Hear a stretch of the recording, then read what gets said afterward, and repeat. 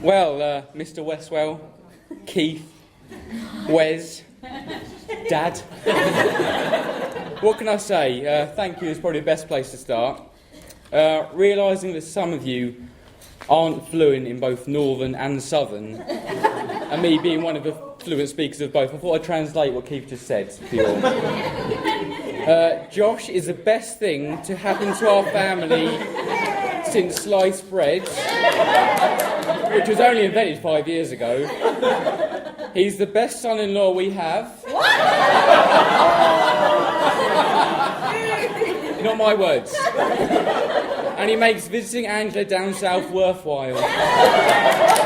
Thank you for coming to our lives. Very kind words. Thank you, Keith. It was lovely. Keith, everyone, Keith. If I hark back to that first time I time travelled back north, to meet you and the rest of Angela's family, God was I nervous. Firstly, I've never driven a DeLorean before. And secondly, I was wary how a delicate southerner such as myself would cope with the rough and tumble of the north. Would I be man enough for you? No. But that didn't seem to matter. I persevered and seemed to have won most of you over. I shan't kid myself and attribute it to my good looks or my charm, but more to my role of resident technology guru. On hand whenever an electronic device is malfunctioning. The amount of Ataris and pages I fixed up there. I've loved getting to know you all over the past 5 years. Unfortunately, we don't all see each other as much as we would like to. So quite often we have to make do with texts, Facebook, phone calls to keep in touch. During our engagement, Angela and Mum have been in much more regular communication than normal. And so when this wind's over, they have that excuse to talk to each other. But I think Dorian will be slightly glad because every time she calls, without fail, Angela will scream down the phone, "Don't say anything about the dress, Josh is sitting right next to me." Pretty good accent. She puts on his female voice for public. It's... Yeah, a bit too high, yeah. Dorian and Keith, your generosity in regards to the wedding has been incredibly kind. Not just your financial contribution, but also the many hours spent with Angela shopping for her perfect dress. I'd personally like to thank the entire Northern contingent for how you've welcomed me into your family with open arms and warm hearts. It will never be forgotten.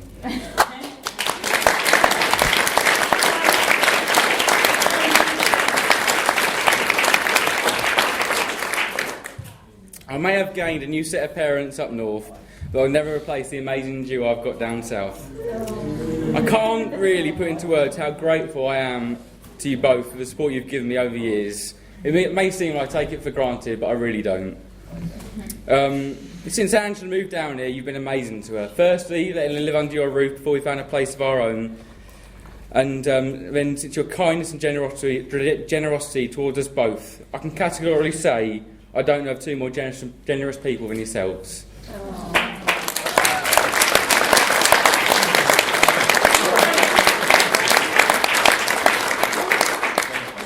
Be it with your minds, offering us advice and support, or gifts. I don't think we've ever left my parents' house with less than we came with. There's normally a cake under one arm, a meal for next day under the other. If we're living back at home now, I think I'll be a few stone heavier right now. And when we didn't think you could be any more generous, in you came with your insistence for the wedding. You've been amazing help in so many ways, and not just the cake. But with the cake, I'm sure you'll agree that Mum's done a wonderful job.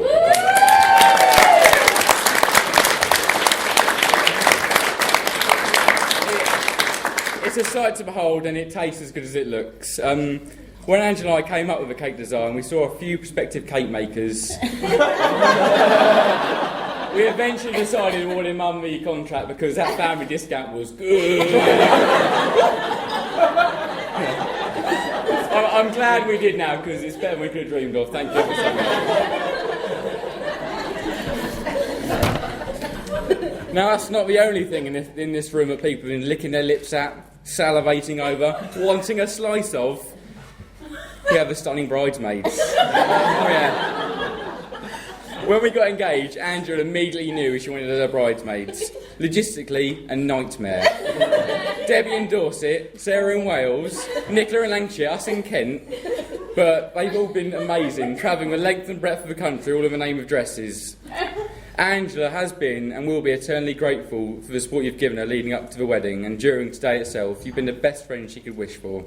Thank you.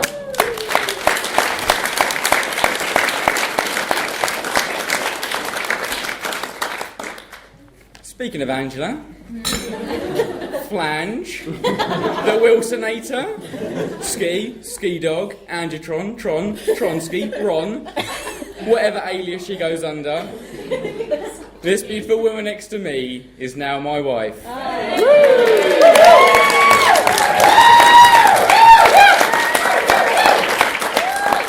How amazing does she look today? She looks phenomenal. Absolutely phenomenal. Just keep it going, all right? Don't let it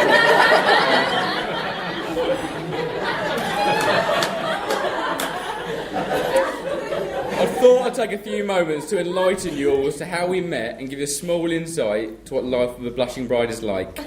All the single men, get your notepads out. This is a masterclass now to woo a lady. Way back in September 2006, I walk into my first lecture of a new university year and I turn and see this older woman, I think. I think, oh, she's a bit alright, she can teach me a thing or two. Yeah. Turns out I did most of the teaching. Mainly mental arithmetic, to be honest. I tried to teach her English, no go, too far gone. After seeing her, I played it cool and didn't speak to her for a good few months. Until one day, in a lecture, I plucked up the courage and insulted her. Textbook flirting. Now, a little lesson to you all. Don't apologise to their face. Oh, no. Take to the internet. Little social network, Facebook, Bebo, MySpace. Apologise via there. Worked a treat. Much more sophisticated. You may think it wouldn't work. Oh, no. A little over 2 months later, she pounced at me at the nightclub and we began seeing each other. Another month passed and I thought I should make it official. So the day before Valentine's Day, ever romantic, I asked her out down the toothpaste aisle at Asda. And it's been plain sailing since, with us getting engaged a little over a year ago. The time between us getting engaged and starting to plan the wedding must have been 5 or 6 minutes. It was with websites galore being trawled through, and then a little while later the fun really started. Excel spreadsheet was open. Budgetary control was well in its midst. Yeah, good times. For the next few months, Angela and I, or mainly Angela, were knee-deep in planning. Angela may be one of the most impatient people I know, but when it came to plan this wedding, that was the perfect trait. So a massive thank you has to go to my wife for her tireless efforts in planning today. She has been amazing.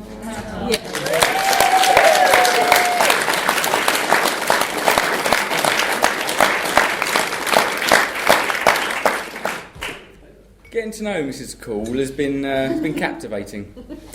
She's one of a kind, and that's not just because of her obsession with Sphinx cats. Tron is degree educated, but managed at times to disguise that incredibly well. Some examples. One time we were talking about how pigs are used to look for truffles, and she asked, "Why are there chocolates being left in the woods anyway?" Another. We were talking about Australia, and in particular flying there, and she went, "Why don't I just fly around the back?" Like she discovered some shortcut to Australia around the back of the earth.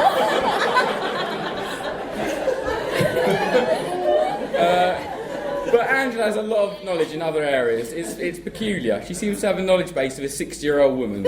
Specialist subject, 60s music. And is more au fait with TV programmes from the 70s and 80s. It's either she's older than she's letting on, which I hope not, because she's getting on as it is. Or maybe the North is just 30 years behind the South. If so, word of warning, do not write in to Jim will fix it.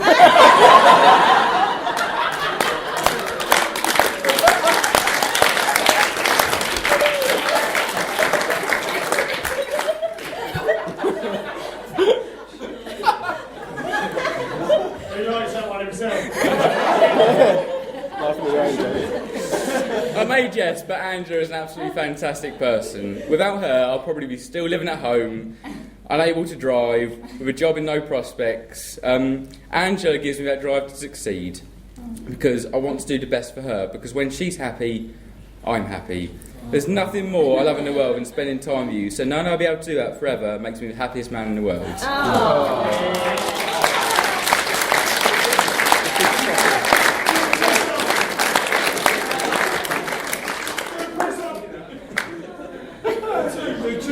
To best explain how I think being married to Angela will feel for me, I'll quote one of the great minds of the Western world, Homer Simpson.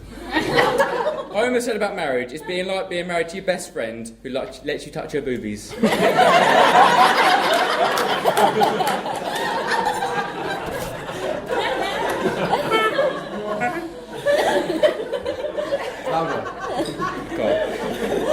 Angela has been my best friend for the past 5 years, but there's been two rapscallions close behind. My usher Jim Carver and my best man Owen East. We've been friends for over 20 years now, but the past 2 years it's all stepped up a gear. Jim's become a father and a husband. I've become a husband. Owen's regressed and has moved back home and is now a student.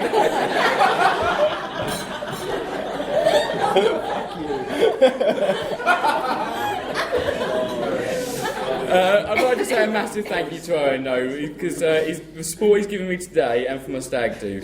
I had a very specific idea of what I wanted to do, and we bloody did it. It was one of the best weekends ever, with memories that will have me chuckling forevermore. So thank you, and thanks to all you guys who made the effort to come. I hope you had as much fun as I did. Sexy munchkins. We come to the end of my speech. But next up we have the man, the myth, the legend, Owen East.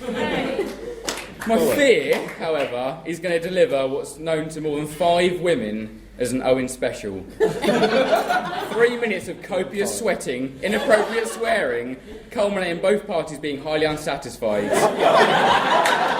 Let's hope I'm wrong. Cheers, buddy.